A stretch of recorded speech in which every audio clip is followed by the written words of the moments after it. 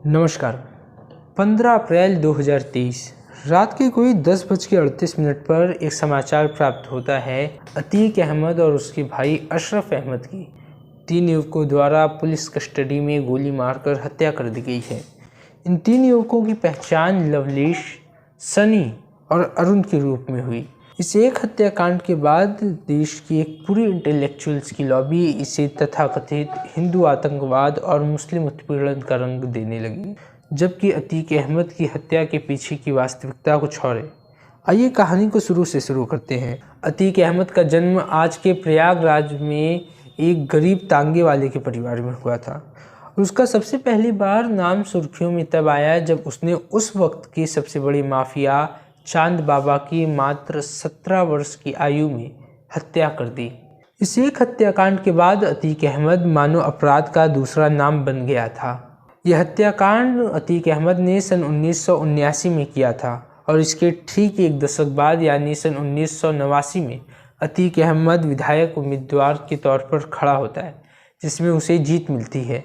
और इस जीत के बाद लगातार वो 5 बार विधायक और 1 बार सांसद रहता है। और अपने इसी कार्यकाल के दौरान अतीक अहमद अपने भाई की चुनावी हार से नाखुश उस वक्त के विधायक राजूपाल की 25 जनवरी 2005 को गोली मरवाकर हत्या कर देता है, जिसके बाद लगभग 3 सालों के बाद अतीक अहमद को सन 2008 में गिरफ्तार किया जाता है और सन 2012 तक अतीक अहमद जेल में रहता है।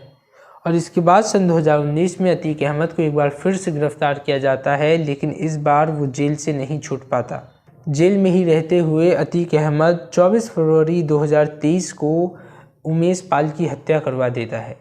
उमेश पाल वही व्यक्ति है जो कि विधायक राजूपाल हत्याकांड का एक चश्मदीद गवाह है। और इसके बाद 28 मार्च 2023 को अतीक अहमद को आजीवन कारावास की सजा सुनाई जाती है उमेश पाल को किडनैप करने के लिए। आजीवन कारावास की सजा के पश्चात अतीक अहमद को उमेश पाल हत्याकांड में पूछताछ के लिए उत्तर प्रदेश लाया जाता है, जहां पर पुलिस पूछताछ में अतीक अहमद ये कबूल करता है कि उसका संबंध ISI और लश्कर-ए-तैयबा से भी है। साथ ही साथ अतीक अहमद ने यह भी कहा कि अगर उत्तर प्रदेश पुलिस चाहे तो वो और उसका भाई उन हथियारों को रिकवर करने में उनकी मदद कर सकते हैं। उसने बताया कि किस प्रकार से ISI पहले ड्रोन के माध्यम से हथियारों को बॉर्डर के इस पार भेजती हैं और खेतों में गिरा देती हैं, जिसके बाद कुछ लोग जो ISI से कनेक्टेड हैं वो उन हथियारों को कलेक्ट करते हैं और उसके बाद कुछ आतंकियों को, कुछ खालिस्तानी अलगाववादियों को और कुछ अतीक अहमद जैसे लोगों को देते हैं। इन खुलासों के पश्चात 14 अप्रैल 2023 को अतीक अहमद पर UAPA यानी कि unlawful activities prevention act impose कर दिया जाता है। और इसके ठीक एक दिन बाद 15 अप्रैल 2023 को मीडिया से बातचीत करते हुए अतीक अहमद की पुलिस कस्टडी में 3 युवकों द्वारा हत्या कर दी गई, जिनकी पहचान लवलेश, सनी और अरुण के रूप में हुई। अतीक अहमद हत्याकांड का पहला आरोपी है लवलेश, जिसके ऊपर 4 आपराधिक मुकदमे दर्ज हैं और बांदा का रहने वाला है।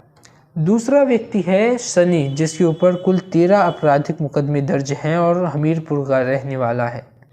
तीसरा व्यक्ति है अरुण, जिसके ऊपर कुल 2 आपराधिक मुकदमे दर्ज हैं और जो कासगंज का रहने वाला है। इन तीनों की ही परिवार की आर्थिक स्थिति कमज़ोर है, लेकिन अतीक अहमद हत्याकांड में इन्होंने जिस पिस्टल जिगाना मेड का इस्तेमाल किया गया है उसकी कीमत ही 6 से 7 लाख रुपए है। और यदि हम एक बार को मान लें कि ये खुद से इतने पैसे का इंतजाम करके एक जिगाना मेड पिस्टल खरीदते हैं तो भी ये संभव इनके लिए नहीं है, क्योंकि जिगाना मेड भारत में पहली बात प्रतिबंधित है कि भारत में जो भी इस तरह की पिस्टल आती हैं वो पाकिस्तान से तस्करी करके आती हैं। अतीक अहमद का बेटा असद अहमद एक व्हाट्सएप ग्रुप चलाता था जिसका नाम था शेर-ए-अतीक, जिसमें गिनती के केवल 56 लोग थे और जो कि उत्तर प्रदेश के 14 अलग अलग जिलों से थे। और उन 56 लोगों में से एक था अरुण। और आपको पता है कि ये व्हाट्सएप ग्रुप उमेश पाल हत्याकांड के कुछ दिनों पहले ही डिलीट किया गया, जिसके बाद अरुण, जो कि अतीक अहमद के 3 हत्यारों में से एक है, उसने एक दूसरा ग्रुप ज्वाइन किया जिसका नाम था गैंग 90, जिसमें कि उसकी मुलाकात सनी और लवलेश से हुई। अतीक अहमद और उसके भाई की हत्या के बाद उनके अधिवक्ता विजय मिश्रा ने 18 मार्च को एक स्टेटमेंट देते हुए कहा कि उनके पास एक ऐसा सील्ड पैक लेटर इनवेलप है जो कि खुद उन्हें अतीक ने दिया है, जिसमें उन लोगों का नाम है जो उसको मरवाना चाहते हैं। और क्योंकि अब अतीक अहमद की हत्या हो चुकी है तो वो लेटर, वो सील्ड इनवेलप यूपी के सीएम को और सीजीआई को भेजा जाएगा। और इस एक स्टेटमेंट के बाद उनके जो एक और वकील हैं दया शंकर मिश्रा, उनके गली में टोटल 3 बम फेंके गए।